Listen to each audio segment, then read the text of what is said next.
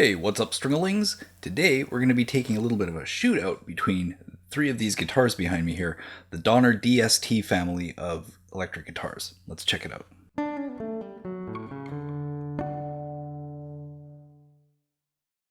Over the last couple of months, you've seen me do some demos of each of these guitars individually. There's the DST100, which Donner classifies as their beginner model, the DST152, which for some reason they also sometimes call their beginner instrument, and the DST400, which I think they rather humbly call their intermediate guitar, even though it's really pushing the edge of being a professional quality instrument. What I did in the past was I just took these right out of the box, tuned them up, plugged them in, played them for you, and gave you a demo of what they sound like. Today, what I've done is I've actually set these guitars up. So I've actually done the setup, and if you don't know what a setup is, it involves a few steps. First is correcting the relief of the neck to make sure that it's good and straight, then dealing with the action on the guitar, then the intonation on the guitar, and making sure that everything is balanced and playing as well as it possibly can. These guitars were not set up out of the box, but I will say that the one that required the least amount of work was the 400, which is this one here, which is the green one, you'll recall. And it basically was already set up from the factory. I had very little work to do on this. So what I've done is I've actually taken all three guitars and set them up to exactly the same specifications. I get a lot of questions from people asking what the difference is between these three instruments. And there's a cat hair floating around here. What the difference is between these three instruments. And really, it's kind of hard to tell directly on paper what the difference is until you get them all set up exactly the same and playing exactly the same. So now that I've done that, we have an opportunity to kind of shoot them out and see where the difference is in terms of playability. First, though, I'm going to run down the mechanics of each guitar and show you what the difference is there. Just to give you an idea of how I set these up. I set them up, they're all now carrying the same set of strings. This one had a set of D'Addario strings on it when it came out of the box. The other two did not. And what I've done is I've actually put my favorite strings on here, which are the super slinky Cobalts from Ernie Ball. So this is a 9 to 40, I think 42 gauge. They're fairly light set, but that's the way I like my strings for a lot of my playing. And so they've all got the same strings. They are all set to 1.6 millimeter action at the 17th fret, as well as a 1.6 millimeter pickup height. Now, if you're a member of the channel, you will have seen me actually do the setup on the 100. If you're not a member of a channel, sorry you missed that, but do consider subscribing and becoming a member of the channel so you can get access to some of these perks and see some of these tutorials in a little bit more detail. What I'm going to do is just explain how each of these guitars is a little bit different from the others in terms of its features. Since I have this one on my lap, I'm going to start with the 400. So the DST400 is the one that Donner calls their intermediate level guitar. What's important to know is that all three of these guitars have the same pickup configuration. So they're all Strat models. They all have a 5-position selector switch to choose your pickup configurations, and they all have an HSS or humbucker and 2 single coils for their setup. That's where really the similarities kind of start to fade a little bit. This instrument is made out of alder. If you're into tone woods, that might mean something. Basically, it's a little bit lighter than the poplar, not a lot. The other two guitars are made out of poplar. This one has, I believe, nickel and steel frets, or at least nickel and tin. They're a much brighter fret than the other two. Maybe I'm wrong, maybe I'm just seeing it visually. It doesn't specify anywhere what the fret materials are. The other two are nickel and copper frets, so they're a little bit softer, and you might notice some wear over time, but it takes a long time to wear frets down, so don't get too hung up on that. All three of these models have rosewood or some form of engineered rosewood fingerboards, fretboards. So with this one in particular, there are some details here. I'm going to do an inset so you can see a little bit clearer, but it has vintage style tuners, which are slotted tuners, so the string fits in a slot here, as well as a vintage style bent saddle bridge with a 2-point trim system. So it only has 2 screws holding it in balance, so you've got a little bit easier time with the vibrato. And it has this detail of the zebra stripe pickup down here. I didn't compare all three pickups, but these are definitely a higher quality of pickup. We'll find out a little bit more about that as we go. When we get into the nuts and bolts, the tuners on this are really nice, tight tuners. They snug up really well. They hold tune exceptionally well. Overall, very well built instrument. Let's go to the 152. Now the DST152, as I said, sort of a more intermediate model. Like the 400, it has a push-pull pot on this volume control, which actually splits the bridge humbucker. So you can have in either as a humbucker or as an extra single coil if you want that single coil bridge tone. This will make a difference in terms of the volume when we go to check, because I've set this up as if it were a humbucker. So when we check the sound when we switch excuse me, when we switch to single coil mode, you'll hear a difference. Now this one has a 6-point trem system, and of course the chrome cover is it's an aesthetic feature on this guitar, on this humbucker, but it has a 6-point bridge, which means it's a little bit stiffer to use. It's a little bit more of a traditional style, but it has the modern style saddles, so it doesn't have the bent style saddles. It does have vintage style tuners, but not the slotted ones. Okay, so if we can consider the tuners on the 400 more like a 60s model Strat, this would be more like a 70s or 80s model Strat, still with the more traditional back covers on it. Still plays like a champ. The neck is a little bit thicker, and it's not as refined in terms of the finishing, but still a very, very excellent guitar to play on, and I would recommend either of these. And finally, the DST100. This is in a sunburst model. Again, poplar body, humbucker and 2 single coils.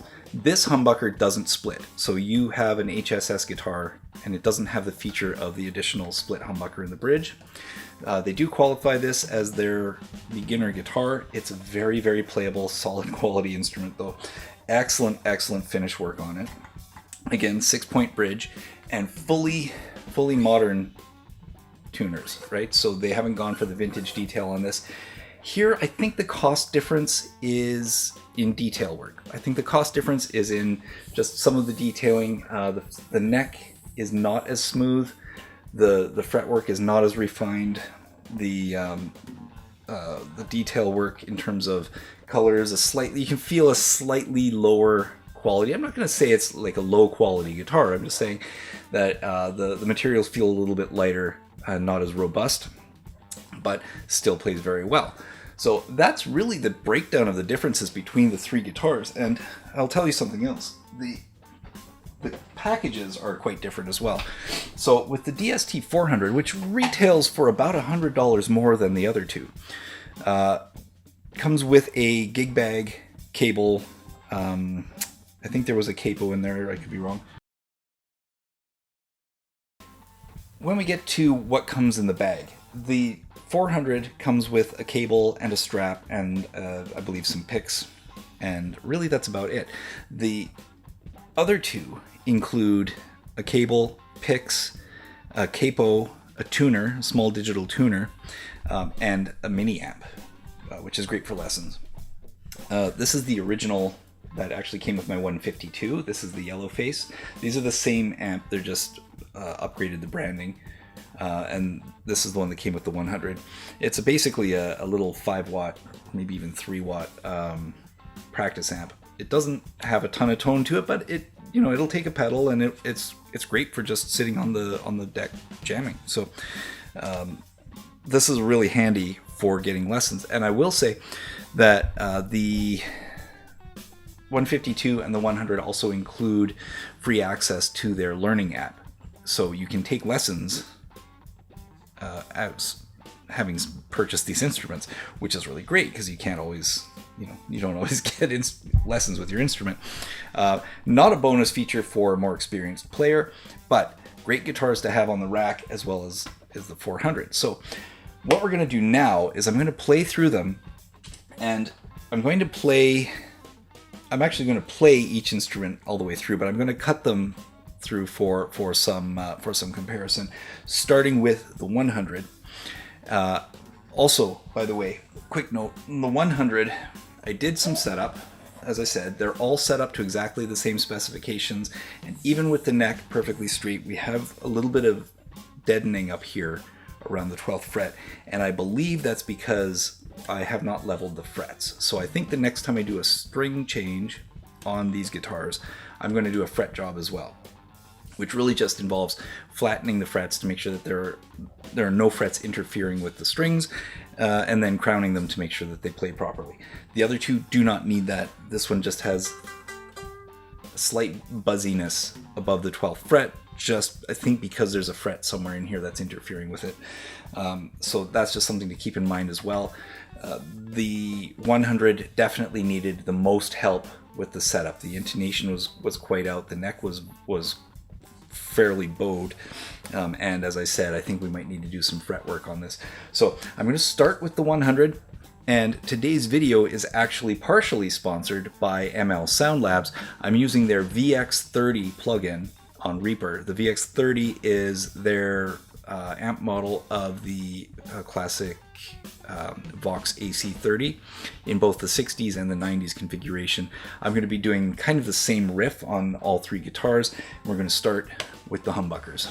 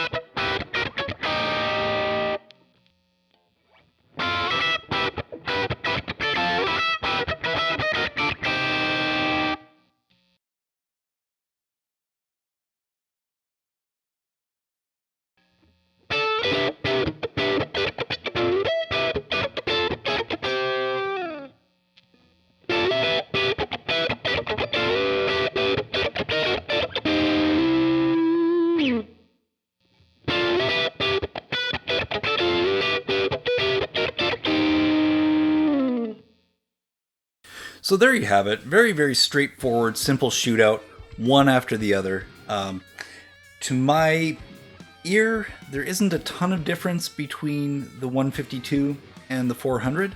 To my hands, there's a big difference. The 400 plays very much like a pro level instrument. The 152, very, very serviceable. Not quite to the same level, but absolutely, hands down, easily fits into any pro rig. The 100, yeah, it's kind of a little bit of a fight, honestly, to get some of the tone out of it. But you know, you can work with it. It's very, very workable, and I think with a little bit of adjustment, you could do some pretty glorious things with that one as well. Like I said, it does fight me on the frets up around the 12th fret a little bit, and I think that's because I'm going to have to do a little bit of a fret job with it. I think, personally, if I was to do any changes to it, the 100, the tuning machines are a little bit looser. They're not as accurate, so I might consider upgrading those. As well, I might consider at some point in the future upgrading the pickups, because everything else plays really nicely on all three instruments. I don't think I would make any changes to the 400. So if you're going to upgrade the pickups, you can really get a long, long life doing a ton of music on any of these instruments, because the bodies are great, the necks play great, the fretboards are great. There isn't really anything to complain about. I've had them open, I've looked inside. They are sort of the smaller sized pots. They're not kind of the big 500s, but generally speaking, there's also no shielding in them, by the way. So you might want to look into doing that in the future as well. I will for sure be doing it on the 152 and the 400 at some point. I will be putting shielding in, just as a matter of course. But overall, you can't really go wrong with these instruments. I want to give a big shout out to Donner for providing these instruments for me to showcase for you, as well as to ML Sound Labs for providing me with the VX30 amp you just heard. I will be doing a full rundown on that amp probably in the next week or so, so keep an eye out for that one. And in the meantime, if you enjoyed this, please let me know below which guitar you like the sound of best through this configuration. And remember to like and subscribe, and do consider becoming a member of the channel, because you will get to see some of those more in-depth tutorials on things like setup and guitar maintenance and that sort of thing. So that's all for today. Again, I hope you enjoyed it, and thank you very much for hanging out with me today. We'll catch you next time.